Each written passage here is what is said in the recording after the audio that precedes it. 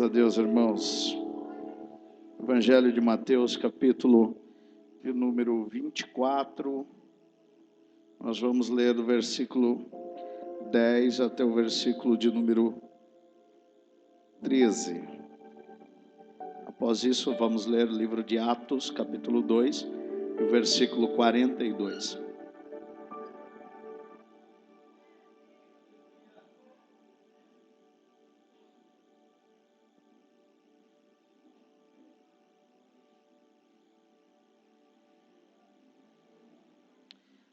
Amém? Evangelho de Mateus, capítulo 24, versículo 10 a 13, e após isso, Atos 2 e 42. Nos diz, irmãos, neste tempo, muitos serão escandalizados, e trair-se-ão uns aos outros, e a uns aos outros se aborrecerão. E surgirão muitos falsos profetas, e enganarão a muitos. E por se multiplicar a iniquidade, o amor de muitos se esfriará. Mas aquele que perseverar até o fim será salvo. Também Atos 2 e 42, que é o tema, não é?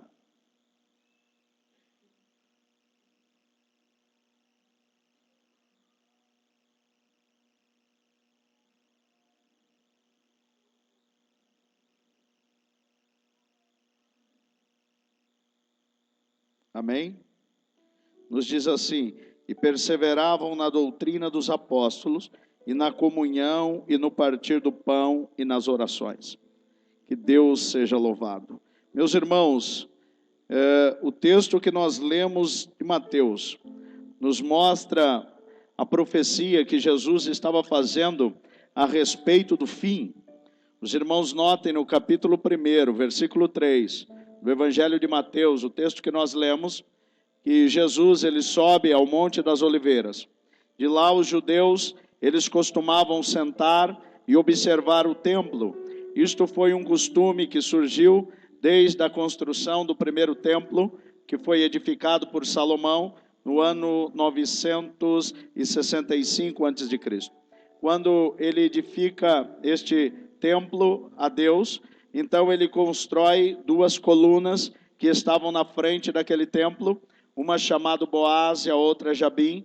Aquelas duas colunas eram feitas de bronze polido, e à medida em que o templo estava voltado para o leste, da onde viria o nascer do sol, então os judeus, eles subiam no Monte das Oliveiras para ver os primeiros raios solares despontando por detrás do monte e alcançando aqueles dois pilares que estavam na frente do templo.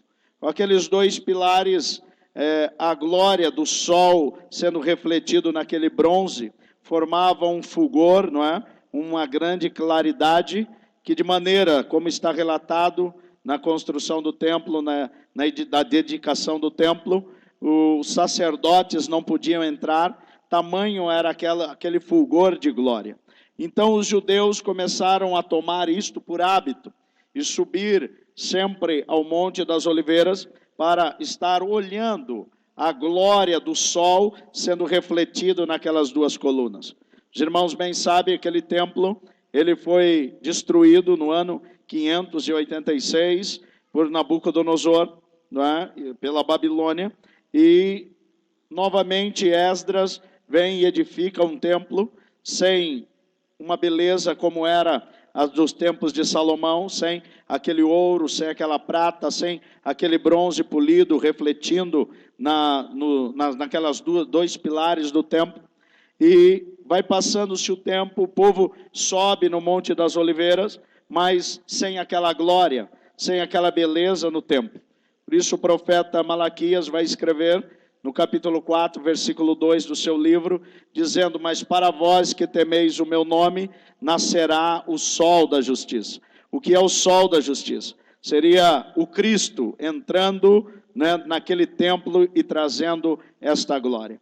Mas os irmãos notem que este templo, edificado por Esdras, ele foi embelezado por Herodes, e ele demorou ou gastou 46 anos para edificar e embelezar aquele templo, com o propósito de ganhar a simpatia dos judeus. Depois de fazer isto, é claro, aquele templo se tornou um belo templo, e os judeus comumente subiam para o Monte das Oliveiras para estar observando também o templo ali. E nesta ocasião que lemos no Mateus capítulo 24, Jesus sobe ao Monte das Oliveiras com os seus discípulos, com os apóstolos, e os discípulos dizem para Jesus: Senhor, não é belo tudo isso? Não é belo aquele templo? E Jesus diz para eles: olha, em verdade vos digo que não ficará pedra sobre pedra que não seja derribado. Então Jesus está falando sobre a destruição daquele templo.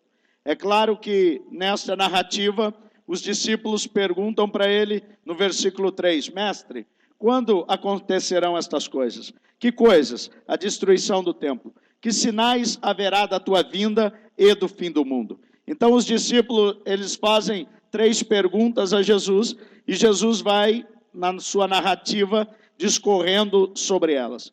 Então ele vai anunciando o final dos tempos. Um tempo em que as pessoas aborrecerão um ao outro, o amor iria se esfriar, não é? Não somente o amor entre as pessoas, mas principalmente o amor a Deus iria se esfriar. Mas no versículo 13, então ele diz: aquele que perseverar até o fim, este será salvo. Então o que ele vem trazendo para o contexto da igreja é que a vida cristã não seria fácil, que a vida cristã não seria uma vida, não é, um bacanal, uma vida como as pessoas estão pregando por aí, que uma prosperidade, uma vida somente de vitórias, uma vida, não é, de toda esta prosperidade. Não, mas Jesus estava dizendo que no final dos tempos estas coisas viriam sobre nós, sobre a igreja moderna. E na verdade o que ele diz é: aquele que perseverar até o fim, é este que será salvo. Então a vida cristã, ela vem trazendo para nós uma vida que tem um início, mas deve ter uma continuidade nesta vida. Não importa o que nós já fizemos lá atrás, não importa o que fomos lá atrás. Quando Jesus aparecer lá naquele horizonte, ele vai estar preocupado com aquilo que nós somos agora. É isso que ele vai estar olhando para o que eu e você estamos vivendo agora. E nós podemos dizer: não, pastor, eu lá atrás eu fui um bom crente, lá atrás eu fui um homem de oração, lá atrás eu fui uma pessoa temente a Deus, lá atrás eu servi ao Senhor, mas Jesus está olhando e está interessado naquilo que nós somos agora para Ele, aquilo que há em nós agora, como está o nosso coração agora em relação a Deus, o que nós fazemos para Ele agora, é isso que Ele está interessado. Por isso Ele está dizendo: aquele que perseverar até o fim. Não é uma jornada que nós podemos encerrar na metade do caminho. Não é uma jornada que nós podemos ter início e parar e dizer: não, eu vou descansar agora, porque agora eu já servi a Jesus. Não, eu vou encerrar agora o ministério, porque agora eu já servi a Jesus. Eu já fiz a minha parte, eu ganhei uma alma para Jesus, eu já preguei uma mensagem, eu já entreguei um panfleto, eu já fiz algumas coisas. Então agora chegou o momento de eu parar. Então agora eu posso tocar a minha vidinha. Talvez uma vida mundana, ou para os crentes, talvez não seja uma vida mundana, mas uma vida que não se desgasta a oração, que não tem o cuidado com a palavra de Deus, um cuidado em fazer a unidade do corpo. Então, na verdade, este intuito da perseverança, ele está demonstrando que nós estaríamos em uma guerra constante, que no momento em que nós dessemos um passo para Deus, certamente as forças do inferno iam se levantar e fazer de tudo para que nós parássemos a nossa caminhada, tentando nos tirar do propósito central de Deus e nos levar para um outro propósito. E os irmãos notem que Jesus, ele dá estas instruções aos seus discípulos e apóstolos. E quando ele passa essas narrativas a eles, ele vai continuar o seu sermão profético e vai indo até o final do Evangelho de Mateus. Mas os irmãos sabem, depois da crucificação, veio a ressurreição. Depois da ressurreição, Jesus esteve andando em um espaço de 40 dias, passando as últimas instruções aos seus discípulos e apóstolos. Até o dia, então, em que foi recebido no céu. 40 dias, 10 dias depois que ele subiu aos céus, 10 dias após isso, vem o dia do Pentecoste, quando o Espírito Santo vem sobre a igreja. E agora, então, eles relatam em Atos 2 e 42, o texto que nós lemos, e perseveravam na doutrina dos apóstolos. O que é a doutrina dos apóstolos? A doutrina dos apóstolos eram tudo aquilo que a teologia chama da fonte, que é chamado dos ensinos de Jesus. Isto é a base de toda doutrina cristã. Os ensinos de Jesus. Então, eles pegaram tudo aquilo que Jesus ensinou e começaram a praticar estas coisas. Como praticar estas coisas? Porque agora eles começaram a ver o desenvolvimento da igreja. E conforme a igreja foi desenvolvendo, aquele corpo que recebeu o Espírito agora, então, eles começaram a praticar esta vida. Então, esta doutrina dos apóstolos é, na verdade, a prática dos apóstolos mediante aquilo que Jesus ensinou. Então, perseverar na doutrina dos apóstolos significa para mim e para você que nós temos que pegar tudo aquilo que Jesus ensinou e começar a colocar isto na nossa vida prática. Não vale somente de nós termos conhecimento e sabermos o que devemos fazer, mas não fazermos. A verdade cristã, ela está muito mais na prática do que no conhecimento. Porque João, ele diz lá, aquele que diz que conhece a Jesus, mas não faz o que ele manda, então esse é um mentiroso. Porque não adianta nós termos o conhecimento. O que Deus está querendo da igreja, neste tempo do fim, é que a igreja volte a praticar a doutrina dos apóstolos. Ou seja, pegue tudo aquilo que Jesus ensinou e comece a colocar isto na tua vida a partir de hoje. Comece a praticar estas coisas. Então, se Jesus ensinou que tinha que orar, então nós devemos voltar para a oração. Se Ele ensinou que nós devemos nos consagrar, então nós devemos nos consagrar para Ele. Não é uma teoria. Porque se nós não praticarmos essas coisas, nós não poderemos seguir o segundo passo. Porque ele diz, e perseveravam na doutrina dos apóstolos e na comunhão. E o que é a comunhão, então? Nós estamos desde sexta ouvindo os pregadores falando sobre a comunhão. E claro, todos se expressaram muito bem. E eu fiquei pensando, não vai sobrar nada para mim pregar, né? Que dificuldade, irmão. Depois de tanta cerimônia, né? O povo cansado, que dificuldade para pregar. Mas o que é esta comunhão? Esta comunhão não é o fato simplesmente de eu me dar bem com o pastor Aguinaldo, com o presbítero Charles, o presbítero Luiz. Não é simplesmente isso. A comunhão nos traz o sentido de tudo em comum. E o que é tudo em comum? É tudo estar organizado para o mesmo funcionamento. Você olha para o teu corpo. No teu corpo está tudo em comum. O coração bate para bombear o sangue, para alimentar as células do teu corpo. Porque se ele parar de bater, o teu corpo deixa de funcionar. E para isso o coração bate, alimenta as células e todos os órgãos do teu corpo, então passa a funcionar. É assim que funciona. O que é esta comunhão? Esta unidade que está no teu corpo. Então, quando ele diz, se nós praticarmos então a doutrina dos apóstolos, que é este ensino de Jesus, e a prática que os apóstolos desenvolveram, então nós vamos nos juntar em um único organismo, chamado corpo de Jesus Cristo. Então eu serei uma parte neste corpo, você será uma parte neste corpo, a igreja terá tua parte neste corpo, porque a nenhum de nós foi dada toda a fé. Nós não estamos com toda a fé para poder operar os feitos de Jesus Cristo.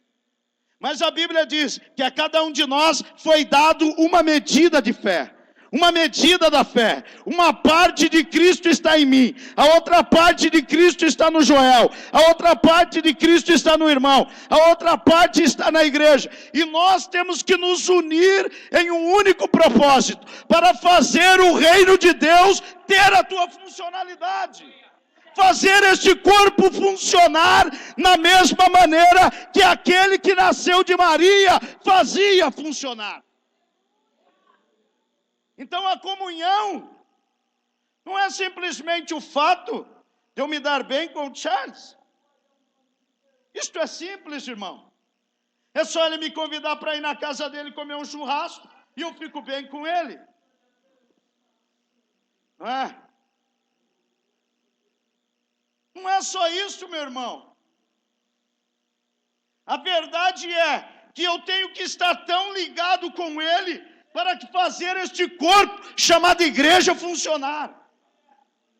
Pedro escreveu na tua carta dizendo que nós somos pedras vivas neste grande edifício chamado Reino de Deus. Ou seja, eu sou uma parte desta construção. Você é uma parte desta construção. Cada um de nós somos uma parte nesta construção. Então, comunhão é quando nós tirarmos os nossos interesses e colocarmos o que nós somos chamados neste corpo para começar a funcionar.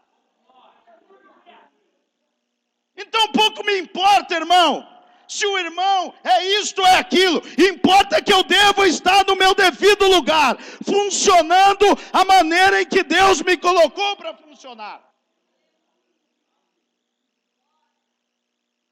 Você nunca viu alguém encostando o pé na orelha? Ou então a orelha não tem comunhão com o pé? Claro que tem, irmãos. O corpo está funcionando, não está? Alguém está ouvindo, está dando comando, os pés estão andando. Isto é chamado de comunhão. Nem é necessário estar tão ligados assim, mas é necessário que o corpo esteja funcionando. E os irmãos notem, quando Jesus foi formado no ventre de Maria, então Maria deu um corpo, como este meu, como este seu, para Deus. E aquele corpo funcionava, irmão, em uma perfeita ordem para Deus. Ele estava no Jordão na hora em que Deus havia preparado. Ele estava na cruz no momento em que Deus tinha preparado. Ele estava no sepulcro no momento em que Deus havia preparado. Mas ele estava vivo pelo século dos séculos no momento em que Deus havia preparado. Aquele corpo funcionou perfeitamente para Deus. Ele cumpriu todos os propósitos de Deus. Aquele corpo funcionou com uma perfeição sem igual. Mas, depois de 40 dias da ressurreição, aquele corpo que Maria havia dado para Deus começou a subir. E os discípulos olhando fitos nele, ele foi desaparecendo e subiu e está sentado à direita de Deus Pai Todo-Poderoso. Mas, irmãos, 10 dias depois que aquele corpo sentou ao lado do Pai, 10 dias depois, o Pai agora deu um novo corpo para ele, chamado igreja. Um corpo em que Deus organizou, separou, foi colocando pedra e mais pedra, pedra, pedra e pedra e pedra, e formando até que ele soprou o Espírito sobre aquele corpo. E quando aquele Espírito veio, foi como sangue dentro deste corpo nosso, para dar o funcionamento, para o corpo começar a funcionar. E os irmãos notem, eles perseveravam nisso, na doutrina dos apóstolos. O que é isso? Vamos praticar o que aprendemos. Jesus orava, vamos continuar orando. Jesus se consagrava, vamos continuar se consagrando. Então eles estavam dizendo, cada um de nós, vamos fazer a nossa parte do corpo, para que o corpo funcione. Isto é comunhão. É um corpo bem ajustado, um corpo bem organizado, um corpo funcionando, um corpo bem certinho, irmão. Cada um no seu devido lugar. Eu não preciso tomar o lugar do meu irmão, e ele não precisa tomar o meu lugar. Eu não preciso inventar de querer ser um guitarrista, porque nós já temos um guitarrista. E nós vamos simplesmente cumprir o papel para o qual Deus nos chamou. E a dificuldade de ter esta comunhão nos tempos do fim, não é porque eu não amo meu irmão, não é porque eu não amo um ou outro, não. A dificuldade é porque eu não reconheço o meu lugar no corpo, e eu não consigo reconhecer o lugar do meu irmão no corpo. E aí nós começamos a achar que todo lugar é nosso, e que nós vamos fazer tudo. Olhe para esse tempo em que nós estamos vivendo. As pessoas vêm e dizem, eu preguei em tal lugar e naquele lugar, Deus operou no meu nome, e por a minha pregação, tantos milagres, tantas curas, tanto isso, tanto aquilo. E ele começa a achar que é ele. E como disse o Joel, nós começamos a valorizar mais o pregador do que a mensagem. Nós não acreditamos no poder da mensagem, mas acreditamos no poder de um ou outro pregador. Por que isso, irmão? Porque falta comunhão. Porque se eu entender qual é o meu lugar, eu não estarei tão preocupado se Deus vai operar milagre através de mim. Mas eu sei que eu estarei ali contribuindo para que o milagre aconteça. Talvez muitos dos irmãos músicos não vão subir nesta tribuna para pregar uma mensagem, mas eles estarão ali, preparando o louvor, para que o louvor alcance os nossos corações, para que quando o pregador vier, então tudo estará a favor da mensagem. E a comunhão então precisa partir desta funcionalidade do corpo. Como isso?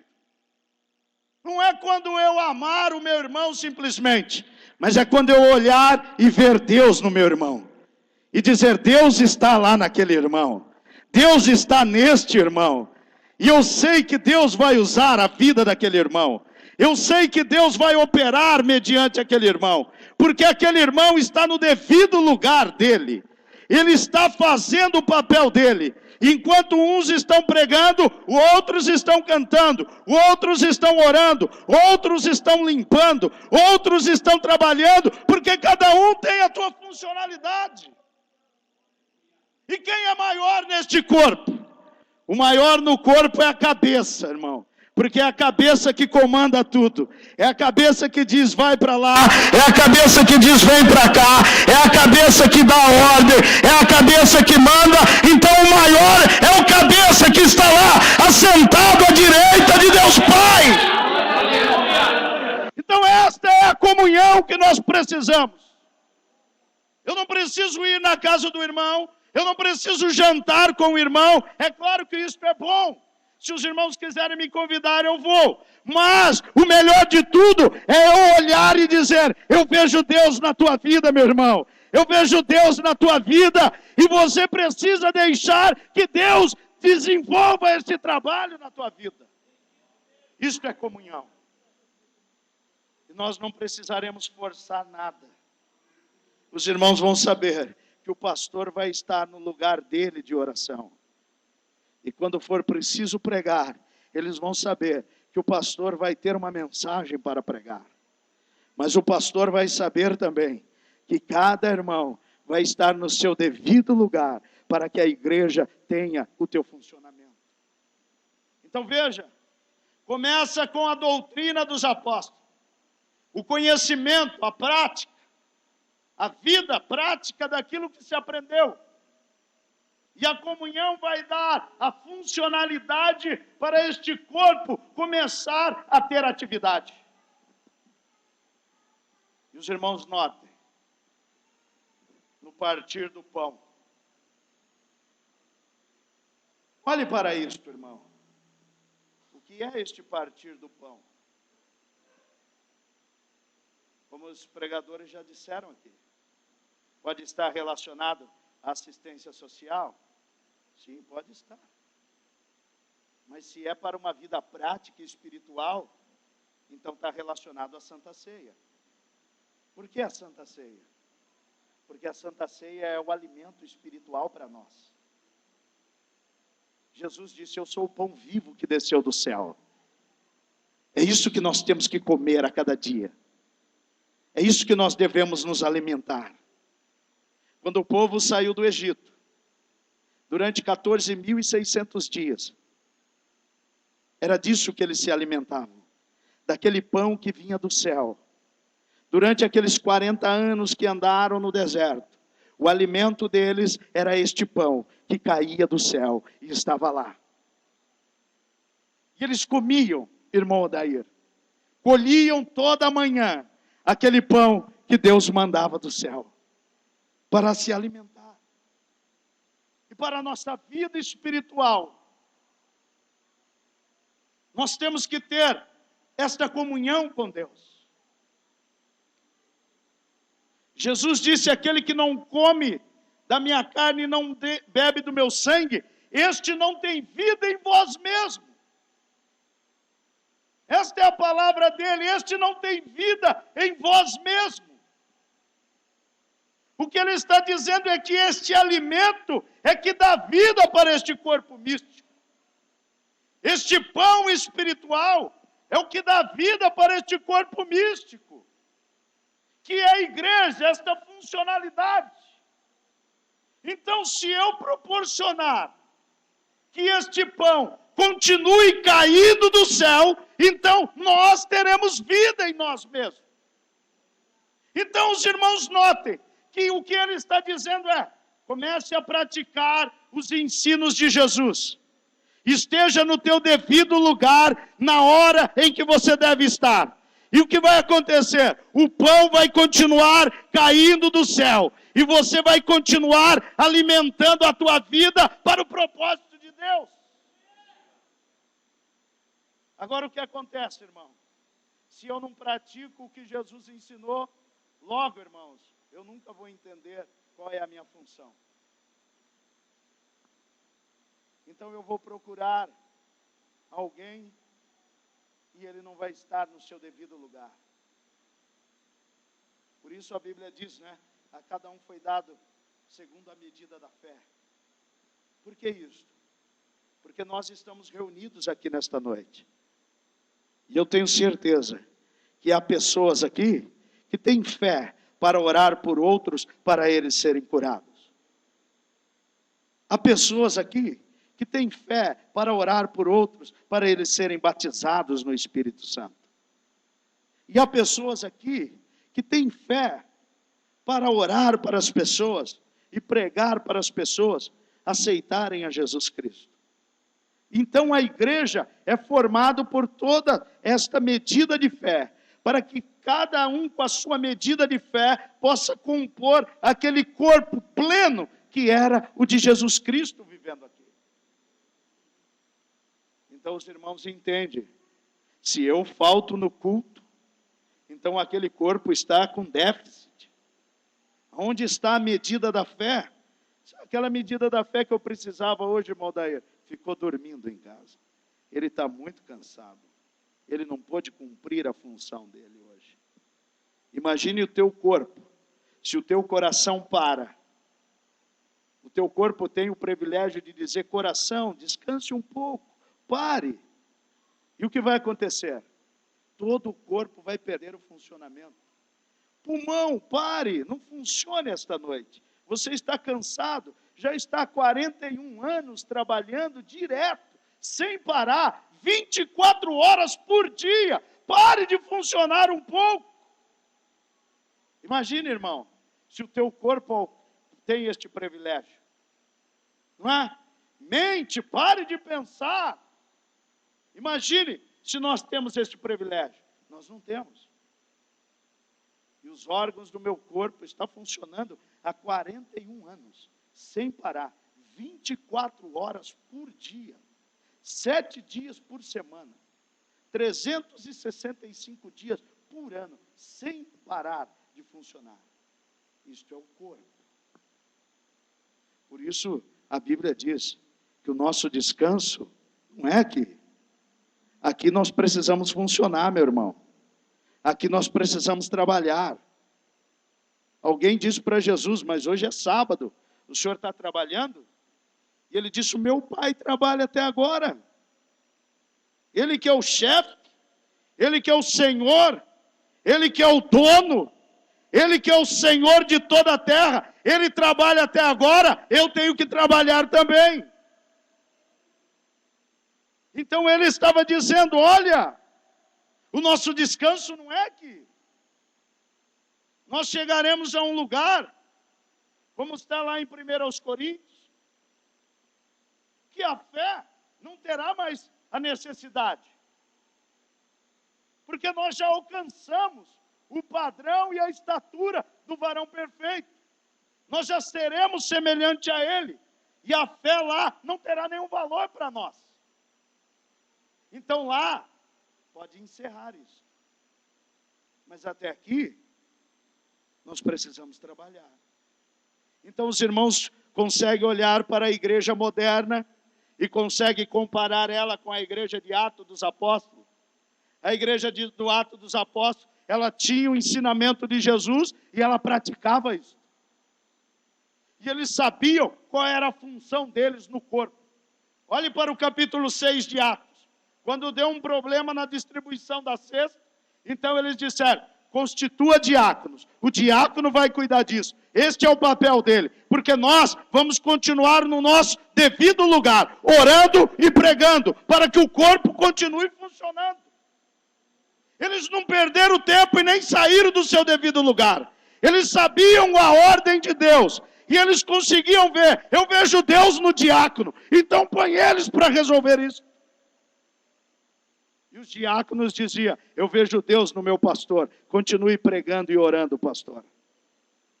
E a igreja continuava a funcionar, irmãos. E os irmãos olhem para aquela igreja e olhem para a igreja moderna. A igreja moderna está preocupada com o funcionamento. A igreja moderna, ela está querendo o teu bem-estar. Aquela igreja vendia tudo e depositava aos pés dos apóstolos. A igreja moderna vem e quer que os apóstolos ajudem ela, dê alguma coisa para ela. Dê bênção, pregue prosperidade, pregue isso, pregue aquilo, pregue isso para nós. É isso que ela quer, a igreja moderna. Aquela igreja, ela abriu mão de tudo. Esta igreja, ela quer tudo.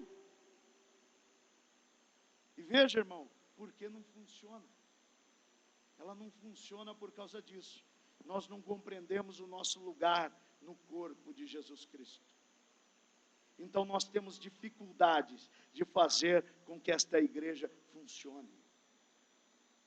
Nós organizamos ela, nós fazemos documentos, nós fazemos tudo bonito no papel, não é verdade? Como fizemos, tudo certinho, tudo lindo, tudo belo. Mas eu fico pensando, se o paralítico entrar aqui nesta noite, como que ele vai sair daqui? Com aquela mesma velha moleta? Naquela mesma velha cadeira de roda? Ou ele vai encontrar, eu vou até aquela igreja, e eu vou tocar no corpo de Jesus Cristo, que está lá reunido, e eu sei, como aquela mulher, se eu ao menos tocar na orla do seu vestido, eu vou ser curado. Será, meu irmão? Será que nós podemos dizer isso para alguém? Viu? Entre aqui e toque no corpo de Jesus Cristo para ser curado. Aquela igreja, ela tinha uma funcionalidade tão grande, que quando Pedro e João estavam indo para o templo, eles encontraram aquele paralítico e disse: olhe para nós, olhe para nós. O que ele estava dizendo é: nós estamos no nosso devido lugar, nós estamos tão ajustados, tão plenos, que olhe para nós que você vai ver aquele mesmo homem que andou aqui fazendo aqueles milagres, aqueles sinais e aquelas maravilhas. E é isso, irmão, que a igreja precisa compreender. E olhe para nós. Nós conseguimos organizar o louvor, nós conseguimos organizar a pregação, nós conseguimos organizar tudo, mas nós não conseguimos fazer com que ela funcione. Porque isto, irmão, depende da minha e da tua posição neste corpo. Nós somos a engrenagem para fazer este corpo funcionar. E se eu não estiver no meu devido lugar, então eu não vou poder me encaixar com o outro irmão para dar funcionalidade. Então isto é a comunhão. Não é? Por mais que eu possa amar e gostar do irmão, mas se eu não entender o meu lugar, então isto não vai funcionar. E o pão não vai cair do céu. E eu não terei alimento para a minha vida espiritual. Como será? Será uma reunião onde nós vamos cantar, vamos pregar e vamos embora com a mesma velha vida de quando entramos na igreja. Nada mudou. A mensagem não nos impactou. Não houve nada que nos incomodasse. Por quê, irmãos? Porque o negócio não está funcionando. E ele conclui dizendo, olha, no partir do pão e nas orações. Olha, a prática da vida cristã vai me colocar no meu devido lugar. E o meu devido lugar vai fazer com que o alimento caia no tempo certo. Por que aquele devido lugar? Porque os irmãos sabem, o povo caminhou no deserto por 40 anos. E estava aquela nuvem sobre o povo. E o maná só caía embaixo da nuvem. Quem estivesse fora da nuvem, fora do seu lugar, o maná não ia atingi-lo. Então, o que isto representa para nós?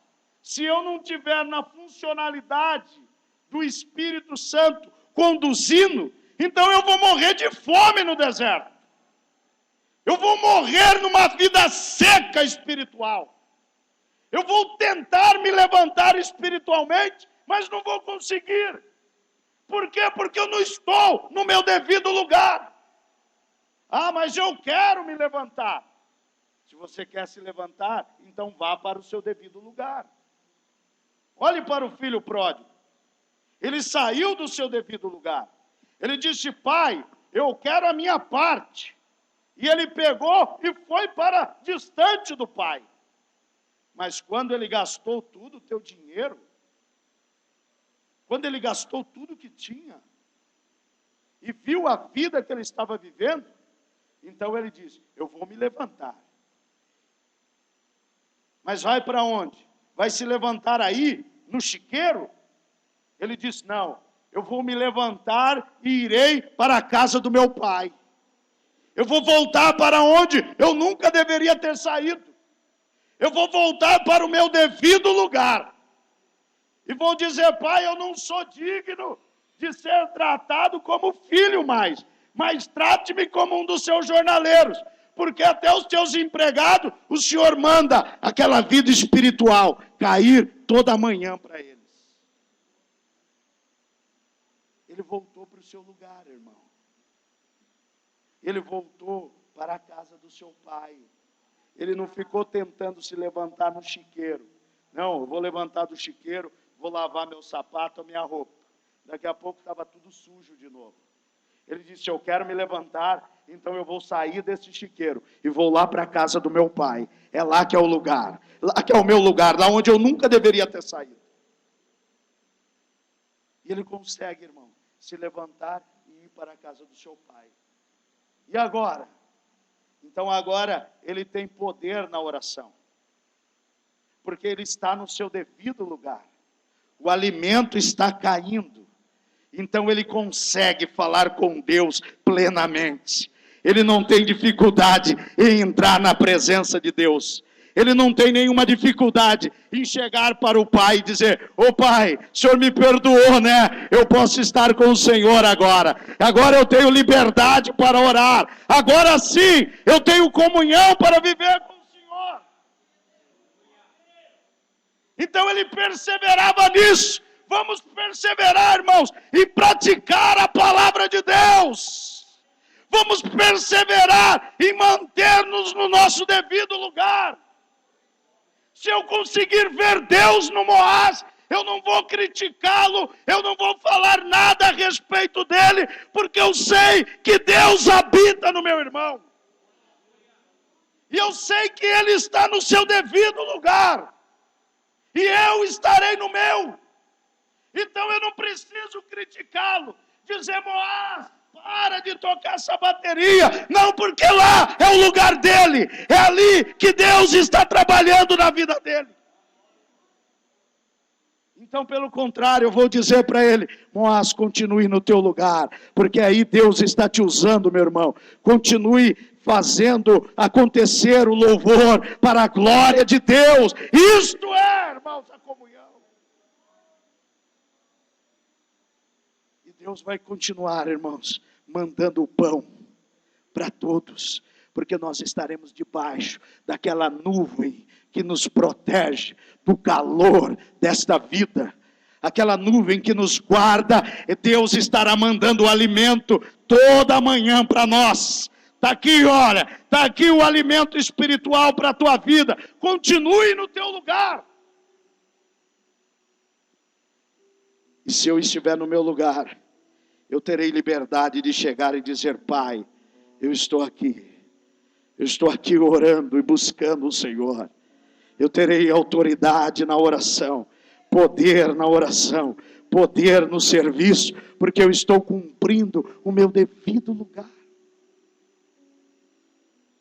Isto foi, irmão, a razão daquela igreja funcionar. Mas a igreja moderna chegou a um lugar e começou a dizer: viu, o irmão não faz o papel dele, então eu não faço o meu. Ah, o irmão não quer fazer, eu não vou fazer. Não, meu irmão, volte a fazer. Assuma o teu lugar. Se você assumir o teu lugar, o pão vai começar a cair. E se ele voltar a cair, ele vai alimentar a você, vai alimentar o que está do teu lado, vai alimentar o outro, vai alimentar o outro, e vai alimentar os 5.000 que estiver próximo de você. E você terá comunhão com Deus. Vamos estar em pé, meus irmãos.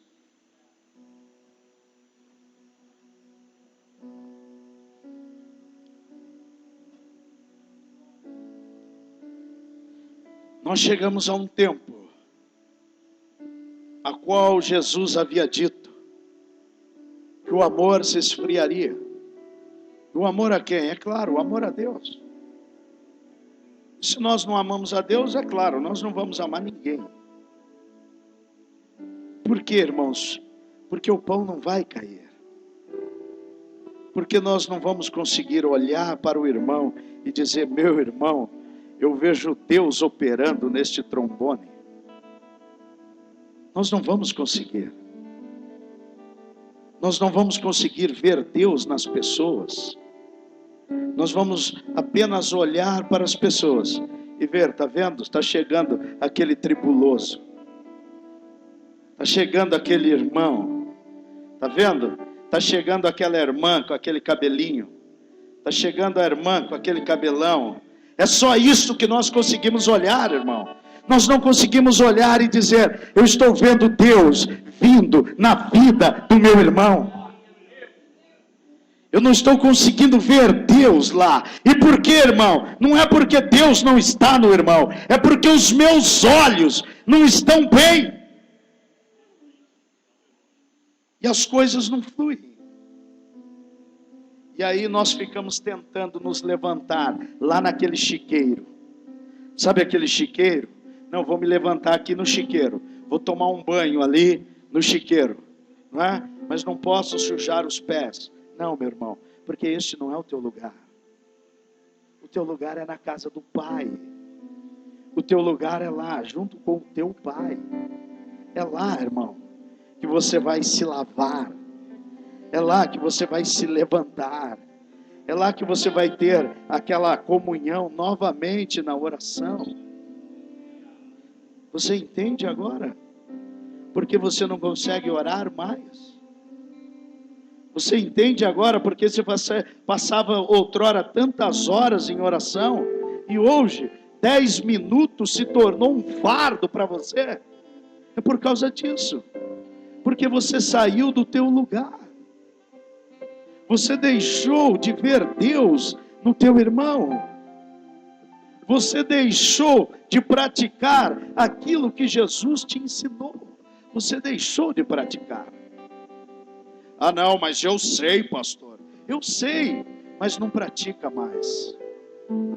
E não adianta saber. O que adianta é praticar. É viver.